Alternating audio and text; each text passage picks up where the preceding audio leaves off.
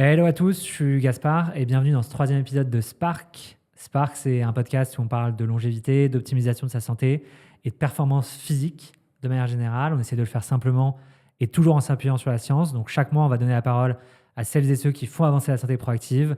Ça peut être des médecins, des chercheurs, des entrepreneurs, mais aussi des sportifs, des biohackers, des performeurs du quotidien. Et on va s'appuyer sur leurs expertises, leurs routines pour décrypter de nouvelles tendances, faire le tri entre ce qui est prouvé et ce qui l'est pas, et surtout en retirer des actions concrètes qu'on peut mettre en place au quotidien. Alors si tu es intéressé par ta santé, par ton bien-être, que tu cherches à te remettre en forme ou que tu sois un athlète amateur ou un performeur, ce podcast, il est fait pour toi. Et pour ceux qui ne me connaissent pas, moi je suis Gaspard, passionné de sport, de longévité, cofondateur d'une boîte qui s'appelle Haro. C'est un copilote de santé personnel qui va s'appuyer sur des tests sanguins avancés pour fournir un plan d'action clair sur l'alimentation, l'activité sportive, le sommeil, les compléments alimentaires et aider les personnes à être mieux au quotidien et vieillir en meilleure santé. Je suis hyper content aujourd'hui de recevoir un autre Gaspard, c'est pas commun. Écoute Gaspard, enchanté, bienvenue et je te laisse te présenter. Carrément, merci. Effectivement, assez rare pour le souligner, donc je m'appelle Gaspard, j'ai 29 ans, je suis docteur en pharmacie. À la suite de mes années d'études en pharmacie, j'ai fait un master à HEC où j'ai rencontré mon associé Oscar, avec qui on a fondé il y a maintenant ça 2 ans une société qui s'appelle Mona. Euh, Mona, en gros, on utilise des modèles d'IA, de deep learning pour prédire les blessures des athlètes de haut niveau et une performance physiologique sur un segment plutôt B2B, donc business to business, où on vend ça à des clubs pro dans différents sports collectifs. Hyper intéressant, il y a plein de choses qu'on va pouvoir creuser. Voilà, pour ceux qui vont nous écouter, l'objectif, ça va vraiment être d'essayer de comprendre d'abord ce que vous faites avec Mona, comprendre comment fonctionne votre solution, quel type de club et quel type de sportif vous pouvez accompagner, quelle data vous utilisez. Ensuite, je pense qu'on a plein d'apprentissages à faire, comme souvent, du monde professionnel vers le monde amateur et potentiellement du sport vers la santé en général et qu'est-ce qu'on peut apprendre de ce que vous faites avec Mona pour notre quotidien. Puis après, je sais que toi, tu as un parcours de sportif à titre perso. On va essayer de creuser ce que tu fais au quotidien et pareil, qu'est-ce qui est applicable. Mais je rebondis d'abord un peu sur ton intro. Donc, docteur en pharmacie, est-ce que tu peux nous expliquer qu'est-ce que c'est? Parce que je ne suis pas sûr que ça parle forcément à tout le monde. Comment tu t'es retrouvé à faire ce parcours pour, in fine, te lancer ta boîte ensuite? Voilà, est-ce que tu peux nous en dire un peu plus sur cet aspect-là? Ouais, carrément. Pour mettre un peu de contexte, donc sortie d'études du lycée, je fais mon bac et je rentre en ce qui s'appelait anciennement la PACES, donc c'est la première année commune aux études de santé, qui est le concours pour accéder aux études supérieures de médecine, kiné, sage-femme et pharmacie. Ma mère étant pharmacienne, j'ai toujours connu un petit peu ce monde-là. Et quand je suis rentré en PACES, j'avais cette volonté de faire des études de pharmacie parce que on m'avait toujours dit que via la pharmacie, on pouvait se spécialiser dans différentes voies, ce qui est vrai.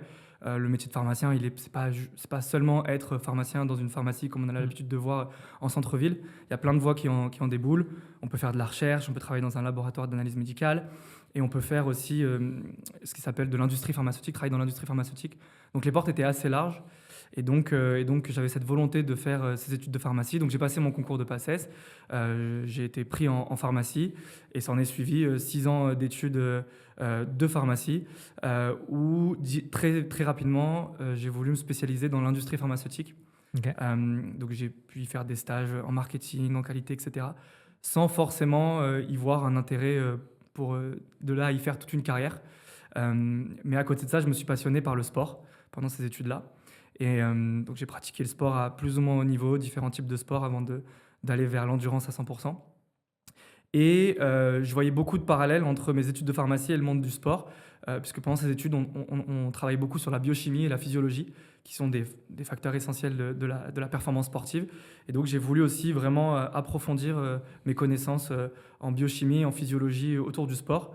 Et c'est comme ça que je me suis retrouvé à faire ma thèse de fin de pharmacie, de doctorat, qui porte sur l'étude des données physiologiques sur la performance sportive dans les sports d'endurance. Donc voilà un petit peu mon parcours au sein des études de pharmacie. Et à côté de ça, je me suis aussi passionné par l'entrepreneuriat. Pendant mes études, j'ai lancé 2 boîtes qui ont plus ou moins marché, une qui existe toujours, une que j'ai complètement abandonnée. Et c'est surtout ça qui m'a donné envie de me lancer dans l'entrepreneuriat. Et en fait, à la fin de ces études-là, on m'a parlé d'un master à HEC qui s'appelle le master XHEC Entrepreneur, qui est un master du coup à HEC autour de l'entrepreneuriat. C'est comme ça que j'ai postulé, que j'ai été pris et la suite. Ok, hyper intéressant. Et du coup, tu nous as dit que en parallèle, tu avais un petit parcours sportif. Je sais qu'on a beaucoup de nos auditeurs qui sont sportifs aussi. Et c'est souvent sympa de contextualiser.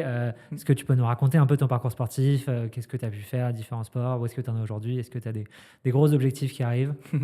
Carrément. Moi, j'ai commencé par le rugby, plus jeune. Puis très vite, je suis allé dans un sport un peu niche qui est le football américain. Donc voilà, j'ai fait du football américain à plus ou moins haut niveau en France, en universitaire et en club. Donc je me suis passionné par ce sport, un sport co de dépassement, etc. Donc ça m'a vraiment, vraiment plu. J'ai fait ça jusqu'à ce que j'arrive à Paris pour mes études à HEC, où là c'était un peu plus compliqué de continuer ce sport-là. Et mon associé, lui, vient du monde du triathlon, de l'endurance pure. Et donc, c'est lui qui m'a mis à la course à pied initialement. Donc, j'ai commencé un petit peu la course à pied.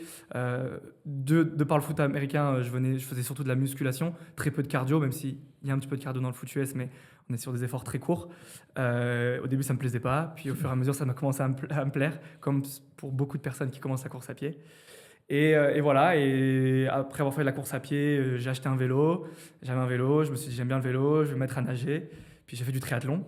Euh, à ce moment-là, on commençait Mona et on était sur un secteur très on vendait notre solution, enfin en tout cas on fournissait notre solution à des triathlètes. Donc je trouvais ça intéressant aussi d'aller voir un petit peu ce que c'est que faire du triathlon, pas seulement le regarder. Et donc je me suis lancé dans mon premier Ironman il y a de ça 1 an avec mon associé. On a décidé de faire ça en 6 mois et ça m'a régalé. Mais par contre, les volumes étaient très conséquents. Et donc, j'ai découvert après l'Ironman, enfin un petit peu avant, mais surtout après mon Ironman, l'Irox. Et donc, du coup, je me suis lancé dans l'Irox aussi, qui est un bon mix musculation et cardio. Et depuis, je fais ça avec mon associé. On se fait un petit peu des défis autour de l'Irox tous les ans. Trop bien. Chouette comme parcours. Je pense un parcours qui va parler à pas mal de monde. Triathlon, Aerox, course à pied, c'est des sports qui sont quand même en pleine explosion. Football américain, moi j'ai découvert ce sport via Netflix récemment avec les différentes séries qu'ils ont sorties, Ouais. la quarterback et receiver, et j'ai adoré. Je recommande chaudement ces séries pour comprendre un peu le fonctionnement de ce sport, toutes les stratégies qu'il peut y avoir, l'enjeu de gérer une équipe de 40 personnes Mm. avec des postes hyper différents, etc. Passionnant. Ok. Pour cette première partie, maintenant, on va essayer de creuser un peu sur Mona. Est-ce que tu peux nous expliquer, tu nous as fait le pitch rapidement, est-ce que tu peux nous en dire un peu plus sur ce que vous faites, depuis combien de temps, comment vous est venue l'idée, et peut-être nous parler aussi de cas d'usage concrets? Complètement. Alors, l'idée nous est venue il y a 2 ans. Donc, on a fait un échange universitaire avec mon associé à l'université de Berkeley, qui est une université assez prestigieuse aux États-Unis, surtout sur l'aspect sportif. Il y a plein d'athlètes, étudiants athlètes, qui poussent le sport à très très haut niveau là-bas. Et très vite, on s'est rendu compte, de par nos échanges à l'université de Berkeley, mais avec les différents acteurs du sport qu'on pouvait connaître de près ou de loin, que la blessure, c'était une problématique majeure chez les athlètes, puisque c'est très compliqué à prédire. Et quand un athlète se blesse, ça va avoir des impacts sur la carrière de l'athlète, personnel, professionnel. Ça va avoir des impacts sur le club en question, financière, puisque quand un athlète se blesse, il joue plus, ça a des coûts. Et puis les performances du club vont aussi être affectées. Et on s'est demandé du coup pourquoi, vu tous les enjeux qu'il pouvait y avoir derrière la blessure, c'était pas quelque chose qui était tant abordé par les clubs pour essayer de faire de la prévention. Il y a beaucoup de curatif qui est fait au niveau de la blessure, mais très peu de préventif. Et on s'est très vite rendu compte que c'est tout simplement parce que la blessure étant multifactorielle, c'est-à-dire qu'elle peut venir de plein de différents prismes, pans, que c'est très compliqué pour le cerveau humain de la prédire pour un joueur en question. Et on s'est dit, pourquoi pas avec la technologie. Mon associé venant du monde de l'ingénieur, il connaissait très bien les modèles d'IA qui pouvaient être utilisés pour ce cas d'usage. Notamment, c'est des modèles de machine learning qui sont très utilisés dans la santé pour arriver à prédire à quel point une molécule va être pertinente sur une pathologie, en gros. Justement, utiliser ces modèles-là pour arriver à prédire la blessure et une performance aussi, qui est un enjeu pour les clubs, d'un joueur. Et donc, ce qu'on fait, nous, c'est ça. On vient récupérer les données d'un club, tout type de données que le club peut avoir. Donc, bien entendu, des données d'entraînement, des données de match, mais également des données de santé, des données de sommeil, des données de nutrition, tous les secteurs qui peuvent affecter la performance et la blessure. On vient aussi permettre au club d'agréger des nouvelles données via des outils qu'on a développés au sein de Mona pour récolter à nouveau plus de données. Et on vient traiter cette donnée, entraîner nos modèles donc, de machine learning pour prédire donc, deux scores, une probabilité de blessures musculo-squelettiques non traumatiques. Donc c'est vraiment toutes les blessures qui vont être pas liées à un traumatisme. Par exemple, dans le monde du rugby, toutes les blessures liées à un plaquage, plus compliquées à prédire. Et une performance physiologique, donc c'est-à-dire une capacité d'un athlète à performer. Et au-delà de ça, donc une fois qu'on a prédit ça, nous, ce qu'on fait, c'est ce qui s'appelle de l'inférence causale. Donc, on a prédit la blessure et la performance et on est capable de rétrograder pour venir montrer aux différents membres du staff quelles sont les variables, les données qui ont impacté positivement ou négativement cette performance, cette blessure. Donc, vraiment avoir un enjeu là-dessus pour permettre justement aux membres du staff de mettre en place de manière très opérationnelle des choses pour éviter que le joueur se blesse ou sous-performe. Hyper intéressant. J'ai plein de questions qui me viennent en tête. La première, c'est, tu as parlé de, justement, vous étiez à Berkeley, vous vous êtes rendu compte de l'impact des blessures sur les joueurs, mais sur les clubs aussi. Tu avais publié une étude, il me semble que c'était sur ton compte LinkedIn, sur des chiffres financiers. Est-ce que tu as quelques chiffres un peu waouh pour que les gens contextualisent sur combien ça peut coûter une blessure dans le monde professionnel? Carrément. Typiquement, si on prend le cas du PSG, ça va parler à beaucoup de personnes, de mémoire, c'est 40 millions les blessures, ce que ça a coûté au club la saison passée. Encore une fois, un joueur qui se blesse, il ne joue pas, donc forcément il faut le soigner, donc ça a des coûts énormes. Le club est impacté et effectivement la plupart des clubs vont être rémunérés aussi par leur performance de la saison. Plus tu es haut dans le classement, plus tu vas pouvoir participer à des championnats divers et donc plus l'argent que tu vas gagner de ces résultats va être important. Et donc c'est pour ça que l'impact de la blessure est énorme. Et puis un dernier point, c'est la valorisation d'un joueur. Forcément, un joueur qui se blesse, sa valorisation va forcément diminuer. Et dans certains sports comme le foot par exemple, c'est un gain énorme pour les clubs, la revente d'un joueur. Donc voilà, c'est des chiffres qui sont assez énormes. Bien entendu, pour d'autres clubs, il va y avoir des chiffres encore plus gros. En première ligue, ça coûte aussi énormément d'argent. Et après, dans d'autres sports, forcément, c'est des coûts qui vont être un peu inférieurs, mais ça reste des coûts qui sont assez volumineux. Hyper intéressant. Et vu le début de saison du PSG en ce moment, ça va leur coûter peut-être encore un peu plus cher en fin d'année prochaine. Ok. Est-ce que vous avez... alors, je ne sais pas si tu peux partager la data, mais là, vous avez du coup plusieurs années d'existence. Est-ce que vous arrivez maintenant à dire, ok, quand il y a vraiment des blessures qui arrivent, on l'avait identifié, enfin, le nombre de fois où les faux positifs, les fois où vous avez eu raison, etc. Est-ce que vous avez un peu de recul là-dessus? Oui, bien sûr. Pour mettre un peu de contexte, donc nous, ces modèles, c'est des modèles qu'on a créés nous-mêmes en interne. Donc pour ça, on a fait un an d'R&D avec des athlètes de plus ou moins haut niveau pour récupérer de la donnée. Parce que pour créer des modèles d'IA, il faut de la donnée, il faut mettre de la donnée dans la machine et il faut la faire manger, comme on dit. Et donc, on a utilisé toute cette période-là pour récolter de la donnée auprès d'athlètes. Et c'est que depuis maintenant 8 mois qu'on arrive à commercialiser notre solution auprès des clubs. Et donc, on bosse avec des clubs de plus ou moins haut niveau dans le basket, le rugby, le football et puis d'autres secteurs comme l'armée française, par exemple, dont on pourra parler après, avec des chiffres qui sont assez intéressants sur la prédiction. Donc, nous, ce qu'il faut comprendre, c'est que plus on va avoir de données en input, donc en entrée, plus on va être précis dans nos prédictions. C'est-à-dire que plus un club va traquer un panel large de données, plus nos précisions vont être précises. Plus nos prédictions vont être précises, pardon. Et donc pour un club, par exemple, si je donne un cas d'usage, on bosse avec l'AC Ajaccio, qui traquait entraînement, données de sommeil et données de santé, pas la nutrition.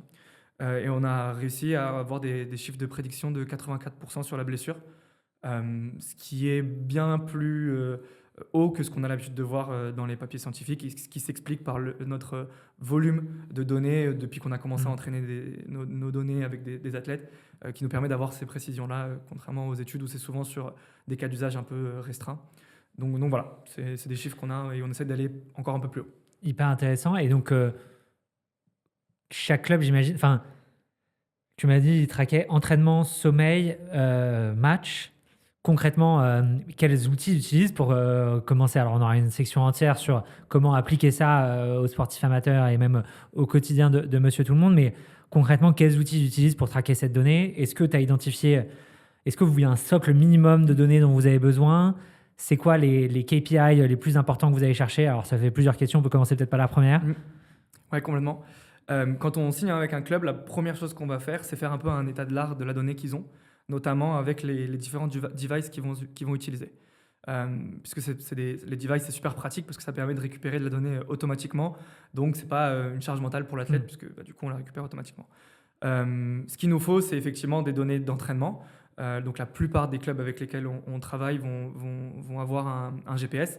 Donc, c'est ce qu'on a l'habitude de voir si on regarde un peu le rugby ou le foot. C'est des gilets très près du corps qui permettent de récupérer des données d'accélérométrie, d'accélération, décélération, de vitesse. Parfois, on y inclut aussi une ceinture cardiaque qui nous permet aussi d'avoir des données de charge interne. Donc voilà, c'est les GPS, le premier device qu'on va venir sur lequel on va venir se connecter. Pas mal de clubs maintenant se mettent aussi à donner à leurs athlètes des bracelets ou des bagues connectés pour traquer le sommeil. Okay. Donc les Whoop, les Oura, etc. Donc on fait la connexion aussi pour récupérer la donnée. Et derrière, après, on leur met en place aussi aux athlètes un outil software, donc une application Mona, qui va leur permettre de centraliser du coup toutes les données qu'ils ont déjà récoltées automatiquement via les différents devices. Donc très concrètement, sur l'application Mona, l'athlète va faire une activité. Son activité va apparaître sur Mona, un peu comme ce qu'on pourrait avoir sur Strava. Il va faire son sommeil, on va avoir aussi ses données d'heures de coucher, d'heures de réveil, ses données d'HRV, donc de qualité de sommeil, etc. etc. Et derrière, nous, on permet aussi au club de récolter de la donnée supplémentaire. Donc on a mis en place tout un tracking nutritionnel qui permet du coup aux athlètes de venir traquer la nutrition. Et après, des données, on en reparlera aussi peut-être, mais quelque chose qu'on trouve, ça répond un petit peu à ta deuxième question, une donnée qu'on trouve hyper pertinente quand on vient travailler avec un club, c'est les données subjectives, donc les ressentis de l'athlète. Parce que toutes les données qu'on va avoir avec les capteurs, c'est des données objectives sur lesquelles l'athlète peut difficilement mentir. Mais par contre, les données subjectives, ça va nous permettre d'avoir vraiment le ressenti personnel de l'athlète. Donc on aime beaucoup aussi traquer ces données-là. C'est quelque chose qui va avoir un énorme impact sur la performance et la blessure. Donc on permet aussi aux athlètes de renseigner ces données sur l'application Mona. Hyper intéressant, donc plein de sources de données différentes. Deux questions qui me viennent en tête sur la partie nutrition. Je sais que c'est un sujet vieux comme le monde, plein d'applis qui ont essayé de le traquer. Justement, comment vous avez réussi à faire, et comment vous le faites aujourd'hui pour réussir à suivre ça sans que ce soit hyper painful, fastidieux de rentrer chaque repas, chaque grammage au détail près. Alors peut-être que vu que c'est des professionnels, ils ont des nutritionnistes qui le font à leur place et là dans ce cas c'est pas un problème. Comment vous avez craqué ce sujet-là? C'est une très bonne question, ça a été un énorme sujet. Nous, quand on a fait cette phase de R&D de 1 an, effectivement, on traquait de la donnée, mais aussi on mettait à disposition cette application qui permettait de récolter la donnée auprès de vrais utilisateurs, d'athlètes. Donc, on avait beaucoup de retours justement sur le produit, ce qui nous a permis d'optimiser le produit pendant 1 an. Et un sujet qui revenait, comme tu vas très bien le dire, c'était la nutrition. C'est très compliqué pour un athlète plus ou moins pro, de l'amateur même au pro d'ailleurs, de venir traquer tout ce qu'il mange au grain près, etc. Donc, très vite, on a développé des modèles aussi d'IA qui permet de prendre la photo de ton plat, d'une photo et derrière tu vas retrouver tous les aliments qu'il y a dans ton assiette avec une précision qui est assez impressionnante et du coup après les grammes bien entendu et derrière ça te permet d'avoir les macros et les micros de ton plat. Donc nous on a cherché à optimiser ça très rapidement, ce qui fait que maintenant pour rentrer petit déjeuner, dîner, pour un athlète ça va lui prendre 1 minute 30 à peu près. Donc ce qui est globalement OK de manière générale pour rentrer toutes les données sur l'application Mona. Manuel et automatique, ça va prendre 3 minutes 30 à un athlète. Donc on a toujours fait un énorme travail sur l'expérience utilisateur de l'application pour que ça soit le plus facile possible pour l'athlète de venir renseigner la donnée. Donc c'est ce qu'on a fait aussi pour la nutrition là-dessus. Hyper intéressant et peut-être pour rester sur la donnée que vous utilisez, est-ce que vous, alors là je pense à ce qu'on fait aussi avec Arrow, ça vous arrive d'utiliser d'autres types de données, des tests spécifiques que les staffs vont faire à leurs joueurs, etc. Ouais, complètement. Typiquement, pour faire un parallèle avec Arrow, il y a certains clubs qui vont faire des prises de sang. En fonction de la fréquence à laquelle ils vont les faire, on va plus ou moins utiliser ces données-là pour essayer de voir justement si ces données vont avoir un impact sur la performance ou la blessure. Si c'est le cas, s'il y a de la corrélation et après de la causalité, donc voilà, on va arriver à utiliser ces données-là. Il y a des données aussi qui peuvent être utilisées, qui peuvent être intéressantes, c'est les données de pré-saison. Souvent, ils vont faire pour certains clubs des tests VO2, par exemple, des tests d'effort maximal, qui va nous donner d'autres indicateurs aussi. On va potentiellement les utiliser. Donc oui, si des clubs utilisent d'autres types de données que les données un peu plus classiques que ce qu'on a l'habitude de prendre avec Mona, on va potentiellement les utiliser en fonction de la pertinence de ces données-là. Hyper clair. Et je ne sais pas si c'est votre recette secrète ou si tu veux en parler. Est-ce qu'il y a 1 ou 2 métriques qui sont vraiment les super indicateurs, tu vois, ceux où tu te dis en fait c'est vraiment Les autres sont très importants, il va d'aller plus loin dans la finesse, mais en fait, ces deux-là, on voit qu'on a déjà un gros rapport justement de corrélation, de causalité avec des blessures ou de la performance. Ouais, alors en fait, ce qui est intéressant avec ces modèles de deep learning, c'est que on va aller dans une individualisation qui est très très poussée.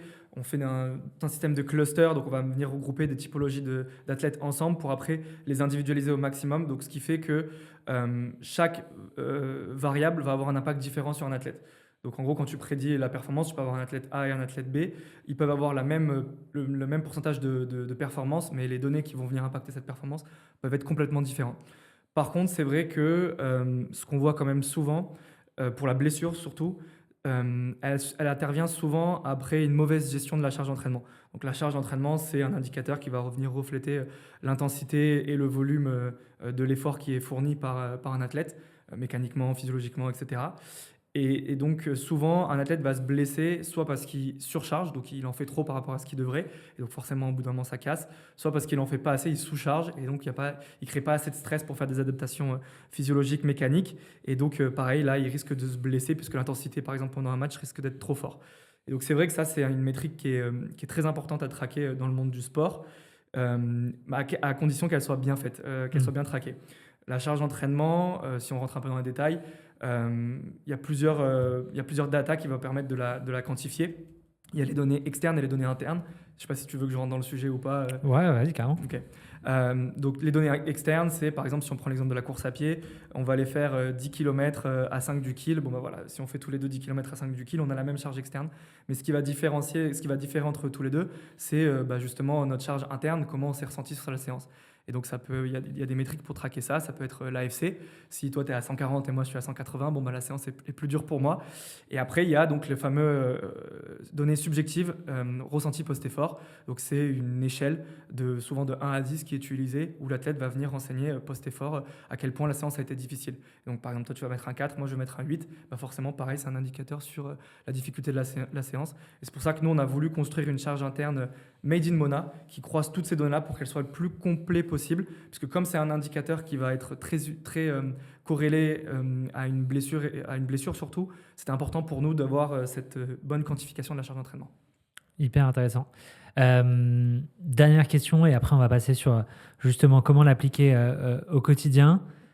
Qu'est-ce qui vous a le plus surpris dans la manière dont fonctionnent les staffs professionnels? Est-ce que tu as des fun facts, des anecdotes, des choses qui vous ont un peu marqué, soit des clubs qui vont très très loin dans certains domaines, ou alors des choses qui sont plutôt amateurs et tu t'y attendais pas? Ouais, complètement. En fait, la première chose qui nous a marqué, c'est à quel point on va retrouver une disparité dans la maturité de l'utilisation de la data dans les clubs. Déjà, il y a une grosse différence entre les clubs français et les clubs plutôt anglophones. On a un petit peu de retard en France sur l'utilisation de la data dans le milieu du sport, même si ça commence à s'améliorer. Je ne tape pas sur les clubs français, bien entendu, mais c'est que voilà, de manière historique, on a quand même un peu de retard sur ce jalon-là. Et même en France, donc du coup, si on reste sur le territoire français, on va trouver quand même une énorme disparité entre différents clubs. Alors, pour certains, ça s'explique par des enjeux financiers. C'est sûr que c'est plus facile pour, encore une fois, le PSG d'aller mettre en place des outils de tracking de données que pour un club de Ligue 2, par exemple, où les budgets ne sont pas les mêmes et les priorités ne sont pas forcément les mêmes. Mais malgré tout, en termes de fun fact, il y a une autre chose qui m'a assez surpris quand on a pénétré ce milieu, c'est OK, mettons que les clubs vont traquer la donnée d'entraînement, de match, etc. Ça m'a assez surpris à quel point, par exemple, en venant du monde de l'endurance, dans l'endurance, on sait très bien que la nutrition, à l'effort et hors effort, c'est un jalon hyper important. C'est presque la 4e discipline du triathlon. Dans la course à pied, tout le monde est là-dedans, au courant. La donnée est très bien utilisée même. Le sommeil, pareil. Et pour autant, ce n'est pas forcément des sports, même chez les pros, où on est hyper médiatisé, où il y a des enjeux financiers qui sont quand même pas forcément très importants dans le monde du triathlon, malheureusement. Et pour autant, dans les clubs où il y a plus de budget, en rugby, dans le foot, etc., j'étais assez surpris de voir à quel point la nutrition, par exemple, n'était pas forcément un sujet pour ces clubs-là. Je ne vais pas citer de nom, par exemple, on a échangé avec un club de top 14. Et donc, bon, de gros budgets, on est quand même sur du très haut niveau. Et donc, on arrive et on essaie de comprendre un petit peu ce qu'ils font pour la nutrition. On voit très vite qu'ils ne font pas grand-chose. Et par exemple, je me souviens d'avoir posé une question du coup, au Head of Perf et de lui demander, mais du coup, concrètement, à la mi-temps, pendant l'effort, qu'est-ce que vous leur donnez à manger pour refaire les réserves de glycogène, etc. etc. Il m'a regardé, des bonbons et ça fait l'affaire. Et donc j'étais assez surpris de voir ça parce qu'en venant du triathlon, on sait que voilà, tout est individualisé. Là, il y avait juste un paquet de bonbons au milieu et puis chacun se servait un peu comme il voulait à la mi-temps d'un match de top 14. Donc voilà, j'étais assez surpris pour le fun fact. Donc ouais, je dirais, c'est ça. Je trouve que l'entraînement est assez bien optimisé, mais les à côté de l'entraînement, nutrition, le sommeil, etc., il y a encore beaucoup à faire dans le milieu professionnel en France. C'est marrant. Ouais. Je pense que, alors c'est une théorie fumeuse, mais moi je viens du sport collectif aussi. Je pense que c'est une des explications, c'est la part mais qui est pas bonne, hein, parce qu'en fait l'aspect physiologique et physique est hyper important, mais dans ces sports co notamment, il y a tellement d'autres enjeux que juste l'aspect physique, l'aspect technique, tactique, de mental, de cohésion d'équipe, etc., qui fait que en fait l'aspect physiologique en effet n'est pas toujours bien optimisé. Et moi je le voyais dans le sport co où en fait tu te dis il y a tellement de trucs que je dois réussir à bien faire techniquement, de cohésion avec mes potes, de réussir à faire la bonne tactique au bon moment que ouais, la bouffe, ça vient un peu après, quoi. Complètement, c'est exactement ça, c'est exactement le sujet. Et puis, tu vois, on a commencé à collaborer avec les Bleuets, donc l'équipe de France des jeunes, et on discutait beaucoup avec Gaël Clichy, donc, qui était anciennement coach chez eux, et il nous expliquait que, par exemple, un Thierry Henry qui a gagné la Coupe du Monde en mangeant pas forcément bien, en optimisant pas forcément bien. À l'époque, les mecs, ils clopaient, etc. Qu'est-ce que maintenant, alors qu'il a gagné la Coupe du Monde, 20 ans plus tard, tu vas lui dire non, mais il faut que tu optimises. Voilà, il a un peu sa façon de faire aussi, donc il y a des mentalités à changer aussi. C'est normal, ça prendra le temps que ça prend. Et puis par le passé, ça a fonctionné sans, mais c'est vrai que l'intensité des matchs évolue aussi, le niveau évolue aussi, donc c'est normal aussi que petit à petit, on vienne optimiser d'autres secteurs, les gains marginaux in fine. Hyper intéressant. Bon, du coup, comme promis, on passe sur cette deuxième section. On va plutôt parler de qu'est-ce qui peut s'appliquer soit aux athlètes amateurs, mais aussi aux gens qui veulent prendre soin de leur santé de manière générale. Un des use cases principaux de Mona, c'est la prévention des blessures. Tu as parlé de charge d'entraînement comme étant la donnée clé. Bon, l'amateur, il n'a pas forcément accès à des bons outils pour calculer sa charge d'entraînement. Est-ce que tu as d'autres signaux faibles ou d'autres apprentissages à utiliser quand on est un amateur pour essayer d'identifier ou de prévenir les blessures au maximum? Ouais, l'autre data que j'irais traquer justement, ça serait, bon, c'est un peu bateau, mais ça serait d'écouter aussi son corps, donc à nouveau le ressenti de l'athlète. Je trouve que c'est une métrique qui est super intéressante parce qu'on aura beau utiliser tous les outils sur le marché à disposition, ils connaîtront jamais mieux notre corps que nous. Donc voilà, j'aurais tendance à dire aussi d'aller mettre un chiffre sur l'intensité de la séance pour ne serait-ce que conscientiser à quel point la séance a été dure ou pas. Donc ça serait la première chose que je ferais. Et puis après, moi je trouve que le sommeil est quand même une donnée qui est ultra importante aussi dans la performance, dans la prédiction de blessures. Un fun fact aussi, beaucoup de clubs avec lesquels on travaille ont un souci avec leurs joueurs quand ils viennent d'être jeunes papas. Les 3/4, voire 90% des athlètes qui viennent d'avoir un enfant se blessent 3 mois, dans les 3 à 6 mois après avoir eu un enfant. Et c'est forcément lié au manque de sommeil. Donc il y a aussi forcément une corrélation là-dessus. Donc ouais, le sommeil. Après, voilà, un amateur, en fonction je comprends aussi, j'ai complètement conscience que le budget ne va pas forcément être alloué dans tous les devices sur le marché. Mais ne serait-ce que de faire attention à son sommeil, d'avoir une quantité de sommeil suffisante sans forcément aller sur une MOOP ou une Oura, mais encore une fois de le conscientiser, d'avoir un peu aussi une réflexion sur à quel point ma nuit de sommeil passée a été reposante. Alors c'est sûr que si on a des données pour appuyer tout ça, c'est encore mieux, c'est plus précis. Mais voilà, moi j'aime bien aussi voir un petit peu mon ressenti personnel pour mettre un peu un premier chiffre sur ça. Hyper intéressant, et je partage 100% le constat ressenti plus sommeil. Alors à titre perso, je rajouterais peut-être aussi, mais pareil, c'est si on a les outils de traquer le rythme cardiaque pendant l'effort, je trouve, est un super indicateur d'un niveau de fatigue, etc. Mais moi, ça m'est arrivé, par exemple, là, j'étais en fin d'un très gros bloc d'entraînement. Je suis arrivé, des séances qui passaient très bien, qui passaient plus. Et donc là, j'ai eu en effet cet effet d'abord ressenti de waouh, c'est très dur, alors que c'est pas censé être très dur, ou en tout cas, c'est plus dur mentalement et physiquement qu'avant. Qui s'est aussi vu dans le sommeil avec du coup des données de sommeil, bien que je me couchais à la même heure, je me réveillais à la même heure, qui était beaucoup moins bonne, une VFC en berne, etc. Et le troisième indicateur, un rythme cardiaque qui montait beaucoup plus vite pour les mêmes allures. Et voilà, je trouve que ça a été un super piqueur de rappel de OK, il faut peut-être un peu lever le pied là, on se calme, on réduit pendant une semaine et puis on repart de plus belle après. Est-ce que tu as d'autres apprentissages qui te viennent en tête dans des choses à partager pour un amateur on a parlé de blessures, mais peut-être là cette fois-ci plutôt sur des leviers de performance. Ouais. Bien sûr. Moi, donc, dans ma pratique sportive, là, cette fois-ci, je suis très data. Donc, je trouve que justement, on a plein d'outils à notre disposition maintenant qui sont plutôt accessibles. Donc, je trouve ça dommage de ne pas s'en servir.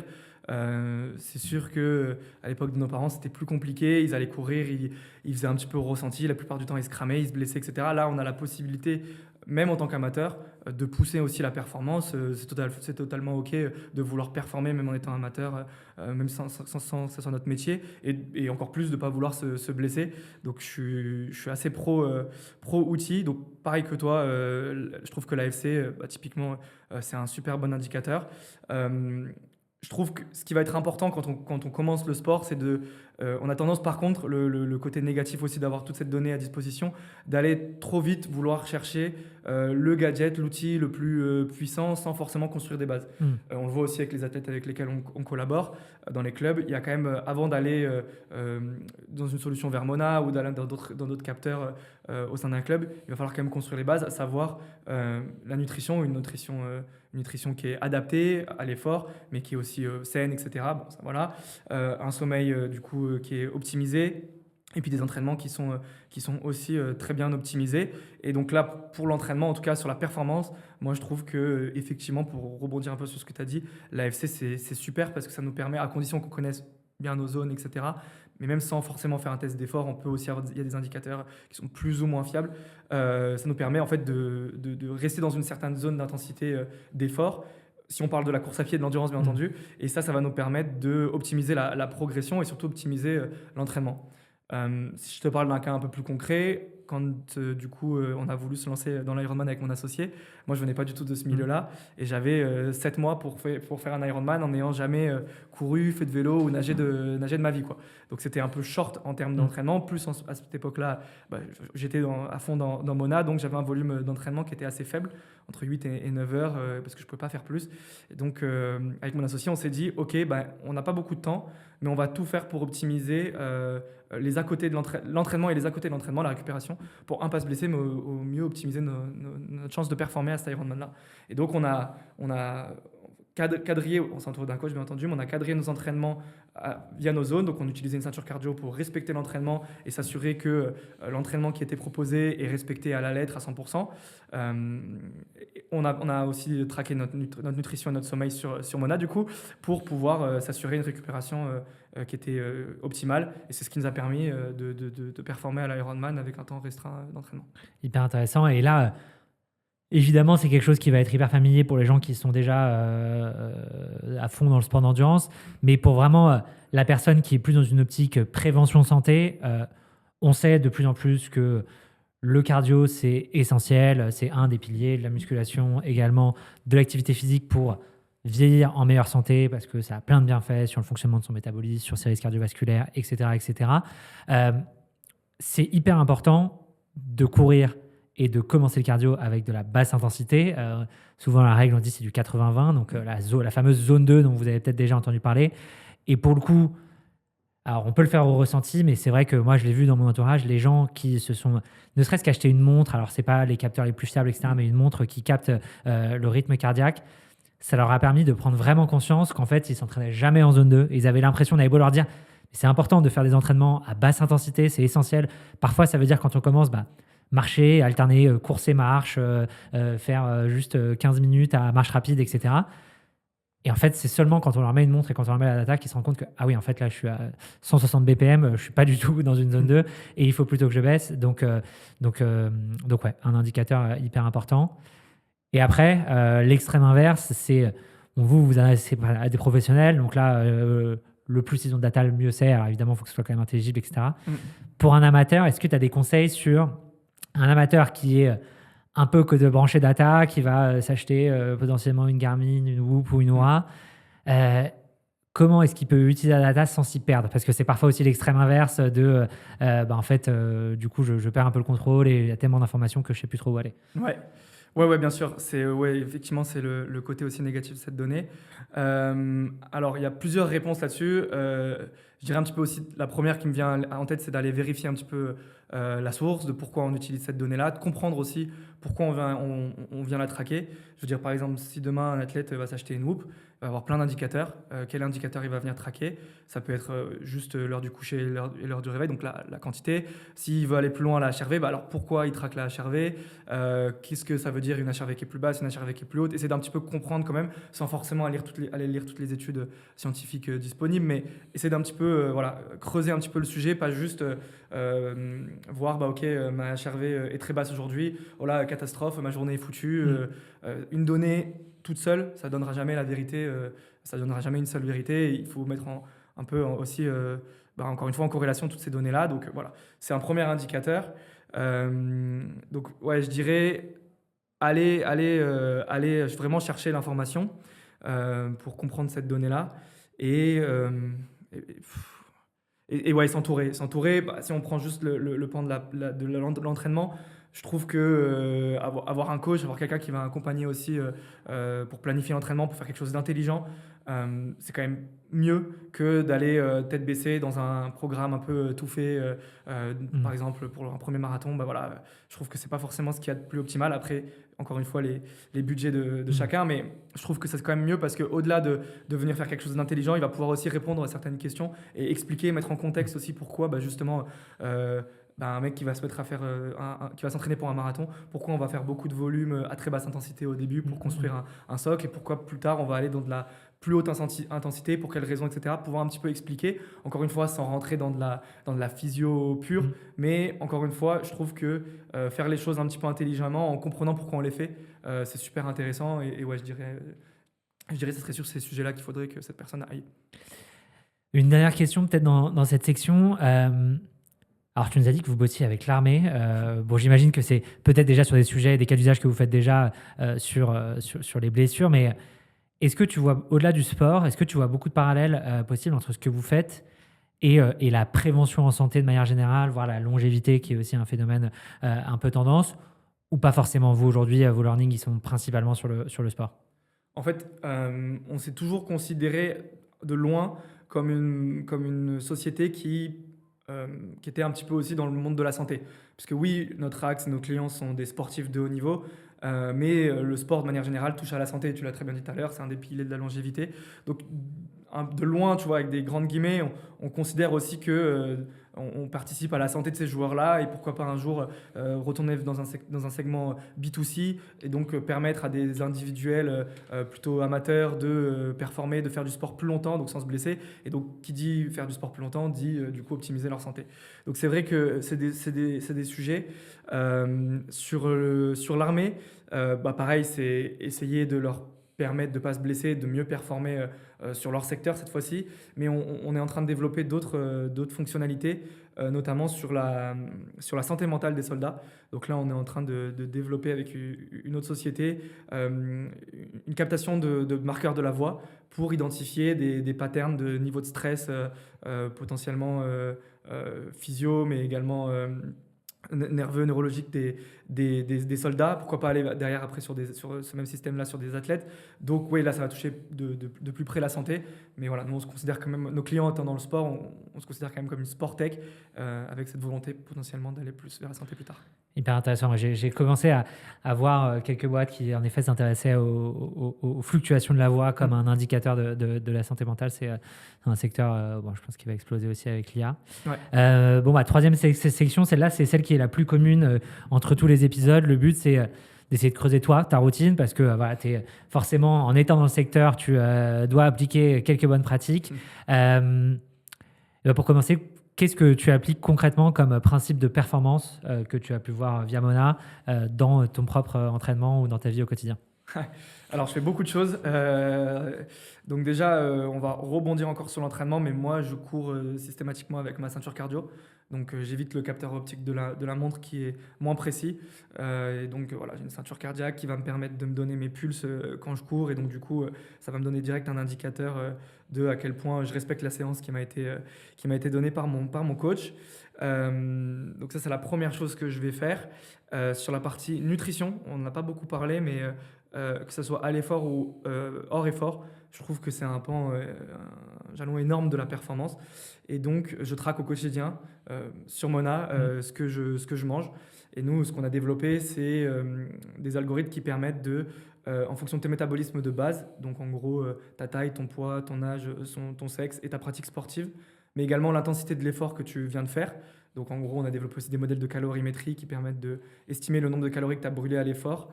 En fonction de l'intensité de l'effort, on va venir adapter des intervalles glucidiques, protéiques et lipidiques, donc du nombre de grammes de glucides, de lipides et de protéines que tu devrais consommer tous les jours. Donc en gros, c'est des intervalles qui varient tous les jours. Plus tu vas faire une séance intense, plus tu vas venir brûler des glucides, plus tu vas faire une séance à basse intensité, plus tu vas venir brûler des lipides, donc forcément tes intervalles vont forcément changer.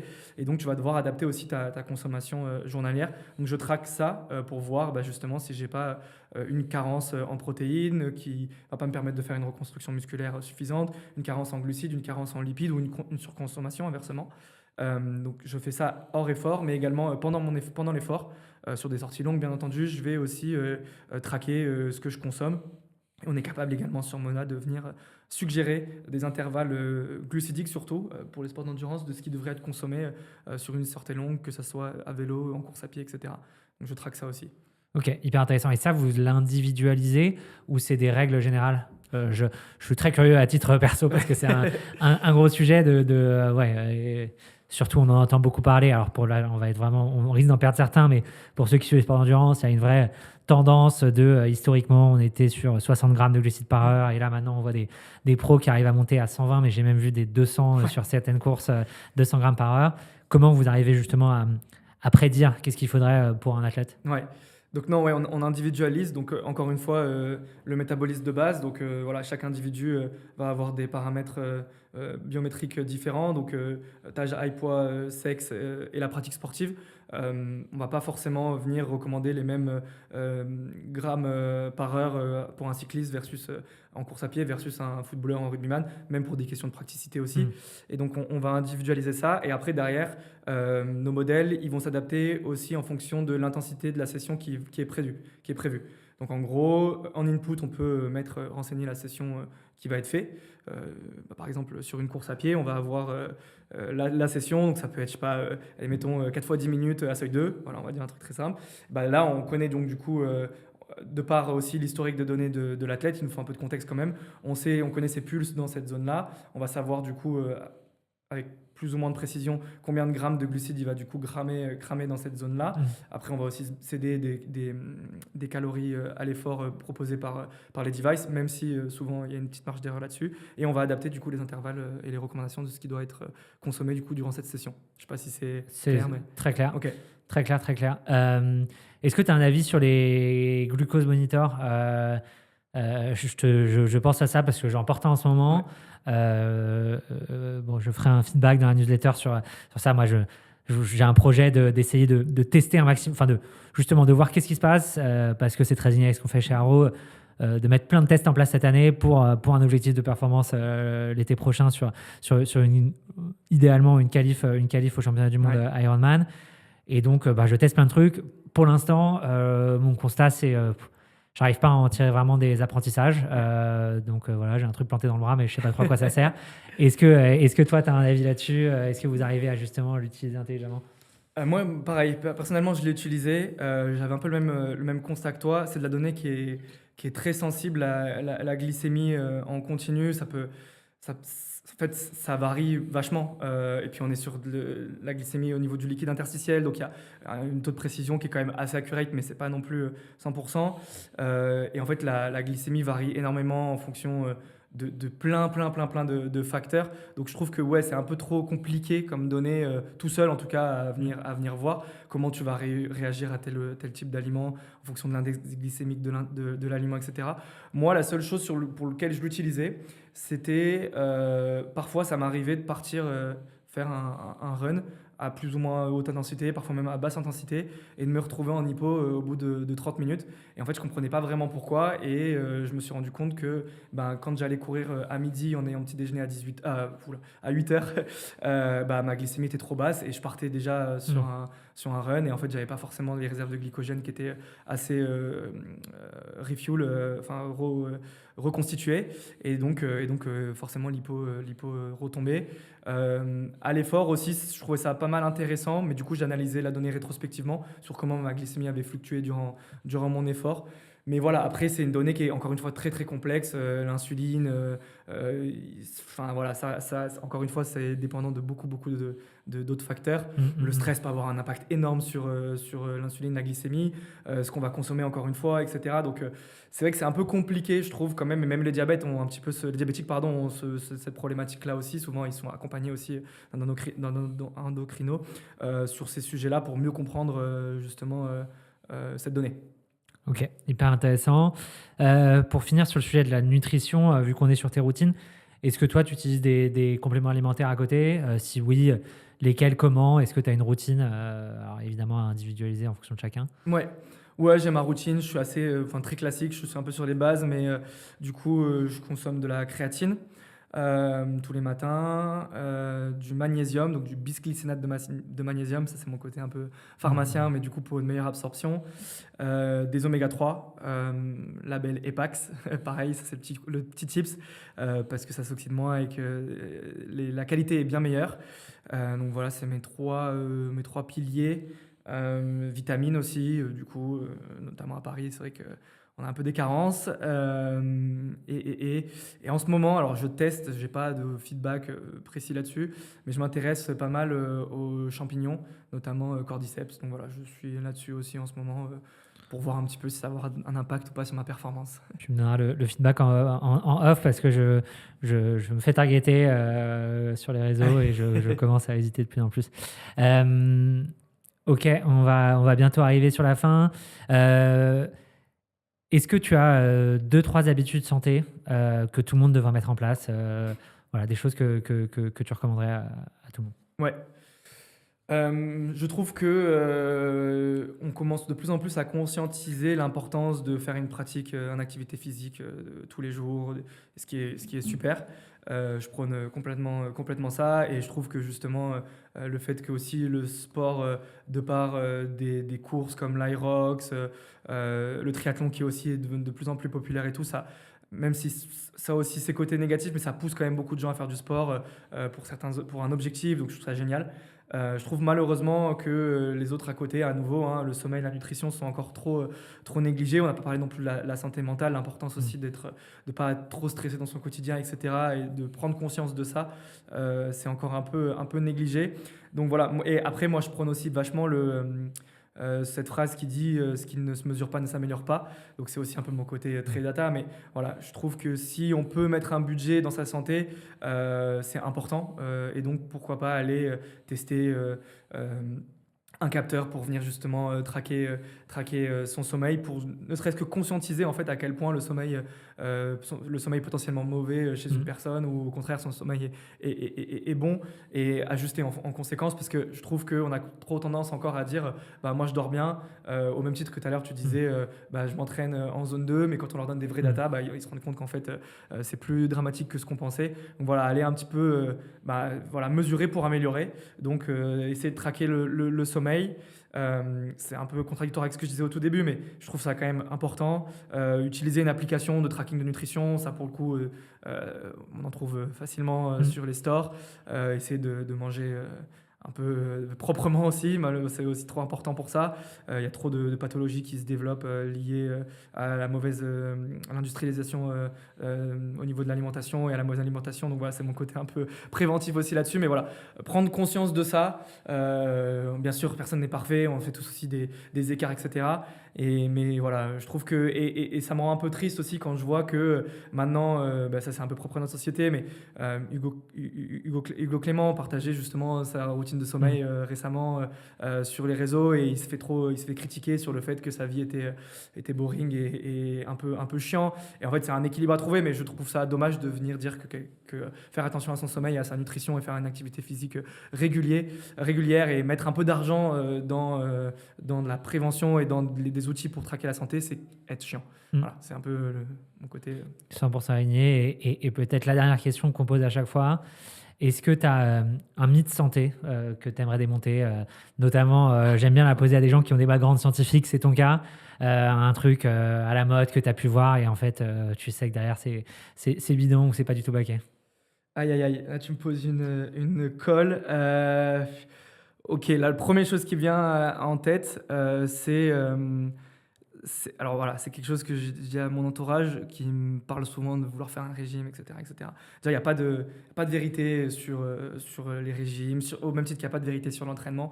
Tout est individualisé, tout doit être adapté au cas par cas. Donc déjà, c'est ce premier mythe de vouloir faire des programmes de régime ou d'entraînement qui ne sont pas personnalisés. Bon, bah, c'est pas adapté, donc je trouve que voilà, essayer de s'en éloigner au maximum. Et pour rejoindre la nutrition, le poids sur la balance n'est pas une vérité absolue. On peut faire un régime et pas forcément perdre du poids, mais si on s'est mis à la muscu, le muscle pèse plus lourd que le gras, etc. Donc forcément, la balance n'est pas une vérité absolue. Au contraire, si vous faites du sport, que vous ne perdez pas de poids, mais que vous gagnez du muscle, vous serez en bien meilleure santé que si vous avez un poids un peu plus faible, mais plus de gras. Enfin, voilà. C'est cette vérité qui me vient en tête. Génial. Et ben, merci beaucoup Gaspard pour tout ça. Qu'est-ce qu'on te souhaite pour la suite? Qu'est-ce qu'on souhaite à Mona? Alors avec Mona de signer plein de clubs. Voilà, donc nous on travaille avec des clubs de basket, de rugby, de foot, de cricket, de hockey. Donc on essaye de se diversifier au maximum en France, en Europe et puis même à l'étranger. Donc voilà, on a des beaux chiffres de croissance, mais on essaye de continuer sur cette lancée-là. Personnellement, voilà, on a des objectifs sportifs avec mon associé sur l'Irox. Donc la semaine prochaine, à Irox Paris. Donc on y sera et on va essayer de performer là-dessus. Alors je connais pas bien l'Irox, mais c'est moins d'1 heure, l'objectif très ambitieux. L'objectif est de moins d'1 heure, c'est ça, la fameuse barre. Ok, et good luck. On te le souhaite. Merci beaucoup Gaspard. Merci à toi. À bientôt. À bientôt.